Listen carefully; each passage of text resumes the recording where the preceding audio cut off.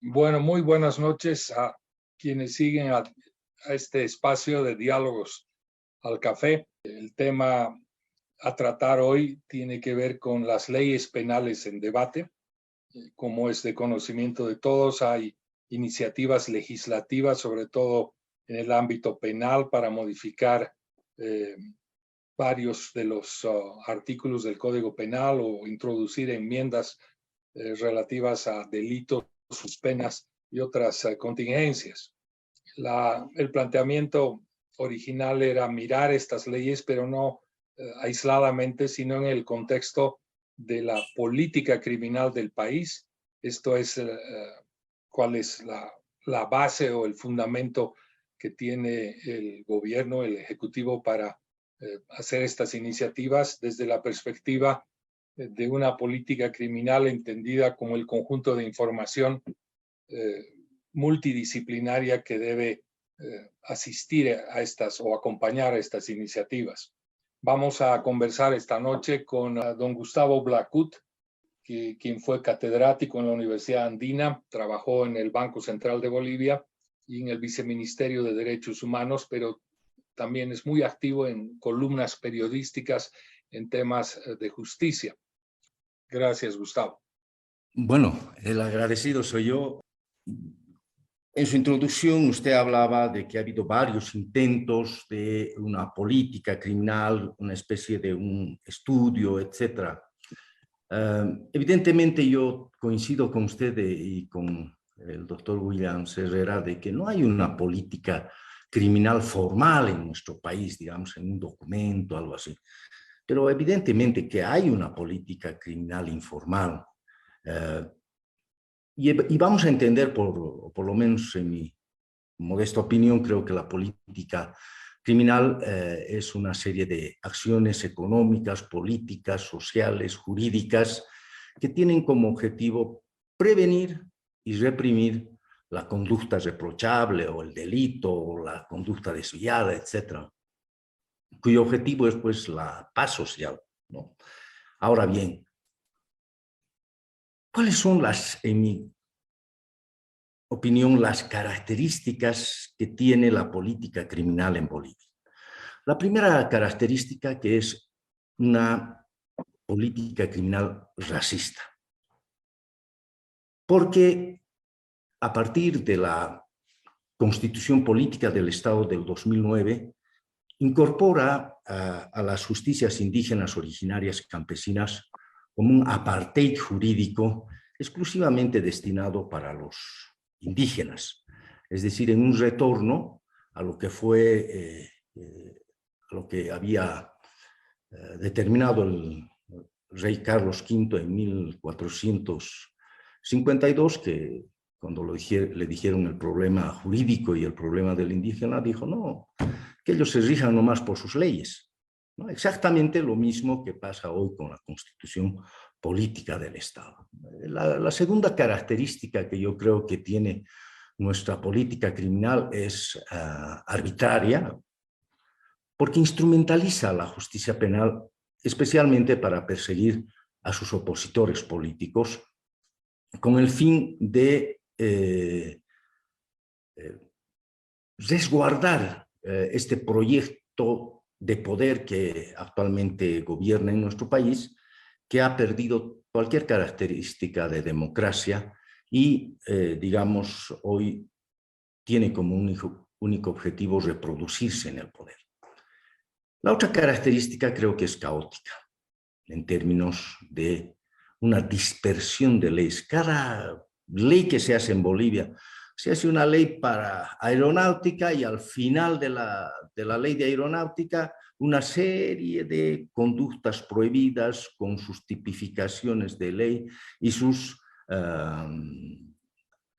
digamos, tipificaciones delictivas con el fin de modificar el Código Penal. Es decir, no debe haber en nuestro país Código Penal más modificado, aumentado, manoseado, si se permite el término, que la nuestra. Todas las leyes. El otro gran digamos, la otra característica que podemos ver en nuestra política criminal, a partir, evidentemente, de la Constitución Política del 2009, es que es retrógrada.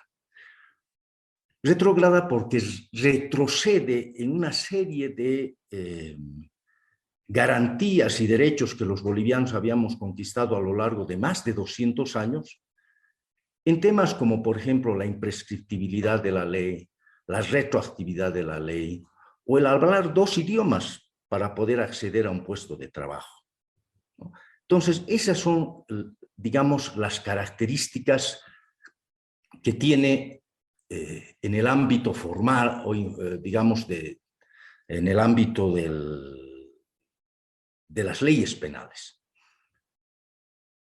Ahora bien, como toda política criminal, parte de valores y principios, una política criminal. ¿Cuáles son los principios de los que se parte en nuestro país a partir de la Constitución del 2009? 3 principios ético-morales: Amasúa, Amayuya y Amaquella, como si solo esas fueran las conductas reprochables en nuestro país, ¿no? En un retroceso con unos principios morales que posiblemente eran válidos hace 500 o 600 años atrás, pero yo sinceramente no creo que sean hoy, digamos, extendibles a nuestros tiempos. Por otra parte, los valores constitucionales son valores abiertos, dispersos, que se confunden con temas de principios, etcétera, como por ejemplo ahí vemos unidad. ¿Unidad de qué? Igualdad. ¿Igualdad matemática? ¿De qué igualdad está hablando la Constitución? Inclusión, dignidad, libertad, solidaridad, reciprocidad, respeto, complementariedad, armonía, un sinfín de supuestos valores que que muy bien pueden ser utilizados para ir hacia adelante o para ir hacia atrás, para ir hacia arriba o para ir hacia abajo, es decir, son indeterminados. Entonces, por eso es digamos, parte de unos principios constitucionales que pueden servir para todo y para nada al final. El segundo tema, que creo que no se habla mucho en nuestro país, pero es la existencia de 2 justicias. Una, la justicia ordinaria, y otra, la justicia indígena originaria campesina, pero que en realidad no es una justicia indígena originaria campesina, sino son muchas, o sinceramente, no sé, muchísimas, y sin ser sarcástico, tal vez sean cientos o miles, no sé quién podrá saber con exactitud de cuántas justicias estamos hablando. Y todas estas justicias no tienen principios, ni siquiera el más mínimo principio del debido proceso. ¿Por qué? Porque están en el marco de unos usos y costumbres en los que ¿quién podría saber a ciencia cierta de qué usos y costumbres están hablando? Evidentemente, el relato político que se nos ha vendido al pueblo boliviano con el tema de las justicias indígenas originarias campesinas es que son justicias gratuitas, ágiles, armónicas, que buscan la paz social, etc. Pero ese es el relato. ¿Cuál es la realidad? Cuando vemos y nos acercamos a cómo resuelven los problemas los indígenas, vamos a encontrar que no necesariamente son todo lo que se dice. Investigadores como Exení, María Eugenia Choque, Tamborini, etcétera, han hecho estudios de caso en los que demuestran, por ejemplo, que esta justicia, digamos, del acuerdo, del arreglo informal, etcétera, ¿A qué nos lleva?